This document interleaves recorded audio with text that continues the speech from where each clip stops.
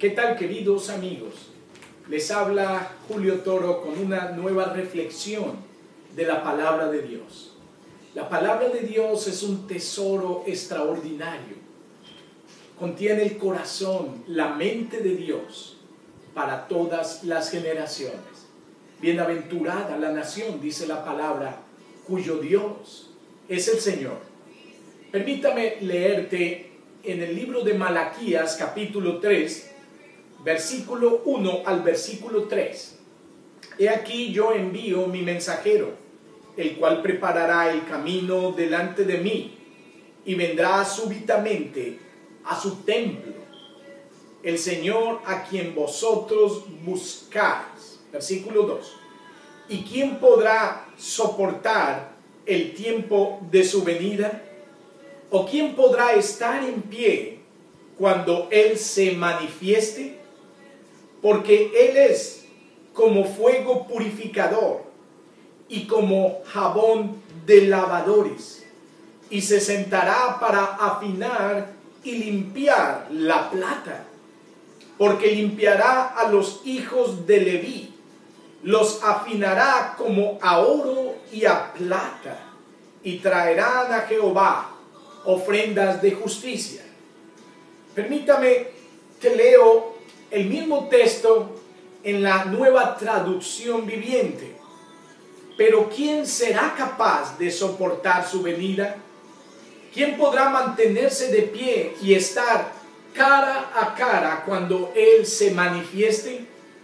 Pues Él será como un fuego abrasador que refina el metal, y como un jabón fuerte que blanquea la ropa.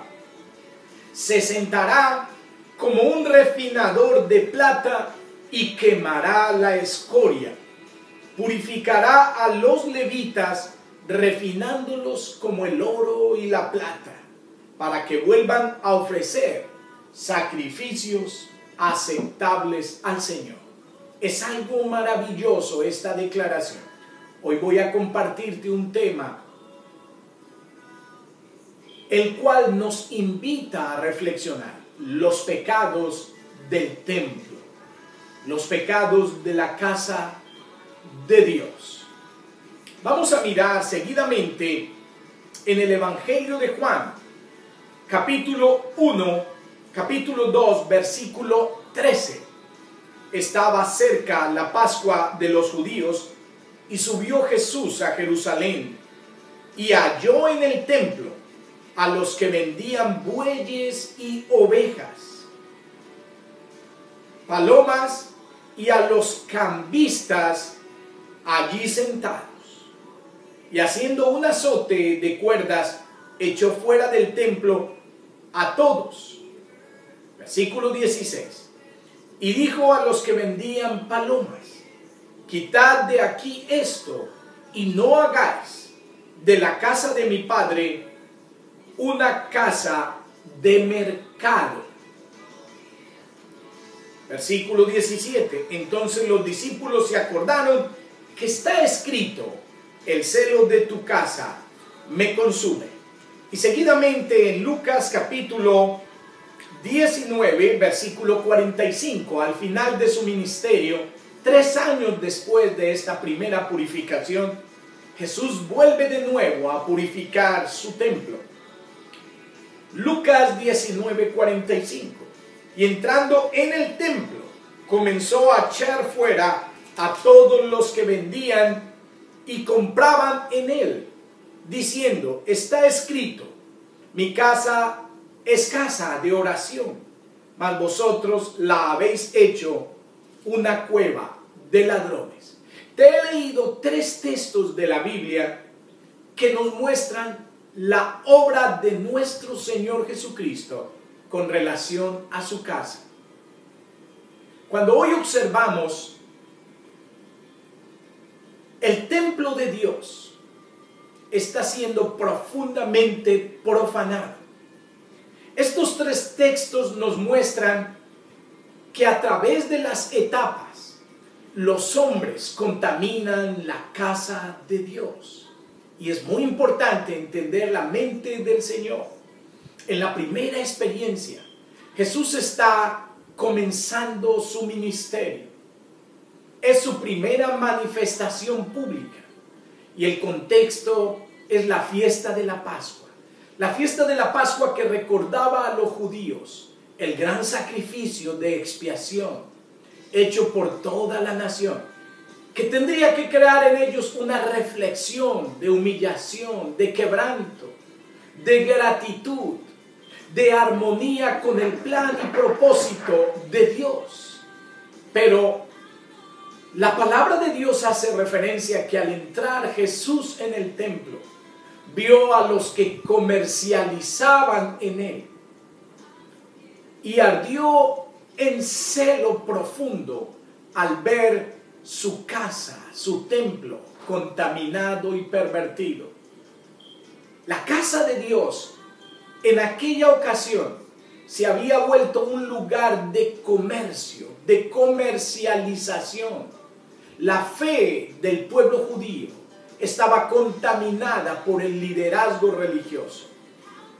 Esta experiencia nos muestra la ambición personal y la codicia que había llenado el corazón de los sacerdotes.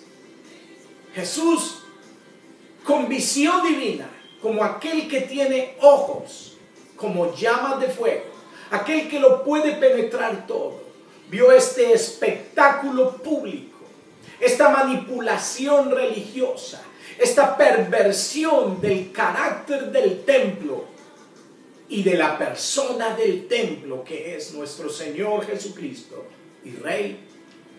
Hizo un azote y los echó fuera y les recordó que el templo es la casa de mi Padre. Este es el carácter que nuestro Señor en aquella ocasión nos enseñó acerca de la iglesia. ¿Por qué hacéis de la casa de mi Padre? La iglesia es la casa del Padre, la casa donde mora la presencia de Dios, la dignidad divina. Pero ellos la habían vuelto, le habían cambiado el carácter y la habían convertido en una casa de mercado. ¿No te parece hoy muy similar a lo que hoy vemos en la iglesia de nuestro Señor? Su santo lugar convertido en un mercadeo de personas perversas cuyo único fin es la adquisición, la manipulación y el engaño hacia el pueblo de Dios. En la última ocasión, 3 años después, Lucas registra la misma escena, pero el contexto es diferente. Es la última semana de la vida de nuestro Señor. Y Lucas registra que Jesús ha mirado a Jerusalén y ha llorado profundamente porque Jerusalén no ha entendido el tiempo de su visitación. No ha discernido la persona del Mesías, el Señor del templo. Jesús en aquella ocasión fue directo al templo y vio la misma realidad. No había cambiado. No había una reflexión en los sacerdotes dirigentes. Y aún habían ido más lejos, porque las palabras de nuestro Señor Jesucristo, por espacio de 3 años, no habían tenido eco en sus corazones. En aquella ocasión les dijo: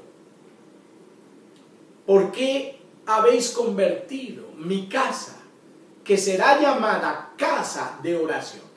En la primera experiencia la llamó casa de mi Padre, ahora la llama casa de oración. Nos recuerda el carácter, casa de discipulado, casa donde la presencia de Dios se ha de buscar con sinceridad y profundidad de corazón. Pero ellos la habían vuelto una casa de ladrones. En la primera experiencia Jesús la llamó: vosotros habéis convertido mi casa en una cueva de mercado. Pero ahora lo llama una cueva de ladrones. El abismo era más grande. Y el profeta Malaquías, cuando él ve la segunda venida de nuestro Señor a través de una visión profética en Malaquías 3, viendo el día de su primera y el día de su segunda venida, la palabra de Dios dice que Él vendrá de nuevo a su templo. ¿Y quién podrá estar en pie para encontrarse cara a cara con su manifestación? Y Él se levantará para refinar y purificar, nos dice el profeta en capítulo 3 de Malaquías, versículo 1 al 3, los hijos de Leví, el sacerdocio ministrador, y los purificará como se purifica el oro en el fuego, para que puedan presentar ofrendas agradables delante del Señor. Me encanta que el celo del Señor lo va a hacer, lo va a lograr, la restauración de la casa de Dios. ¿Por qué son tan serios los pecados de la casa de Dios? Tú puedes preguntar, ¿por qué son llamados sacrilegios? Todo aquel que usa la casa de Dios para su propio fin es un pecado mayor, es considerado un sacrilegio. Cuando tú y yo vamos a la palabra de Dios, en el libro de Primera de Samuel, encontramos que los hijos de Elí cometieron un grave sacrilegio dentro de la casa de Dios. Y cuando Dios dictó la sentencia de este pecado, fue gravísima. La sentencia por este pecado, si tú lo observas en capítulo 2 de Primera de Samuel, fue que el pecado de estos sacerdotes no sería expiado jamás. ¿Por qué? Ellos habían cometido 5 graves pecados en la casa de Dios que hoy se están cometiendo y que tenemos que advertirlos con el mismo celo que nuestro Señor lo hizo en aquellas 2 ocasiones. Lo primero que podemos mirar fue que el carácter de Dios estaba completamente mal representado. Fue lo primero. La palabra de Dios en capítulo 2, versículo 12 dice que los hijos de Elí eran hombres impíos y no tenían conocimiento de Jehová. Ahí estaba, ausencia de conocimiento y de relación profunda con el Señor. A causa de ello, dice la palabra, que menospreciaron el carácter del Dios a quien representaban. En Levítico capítulo 10, versículo 2, por favor léelo.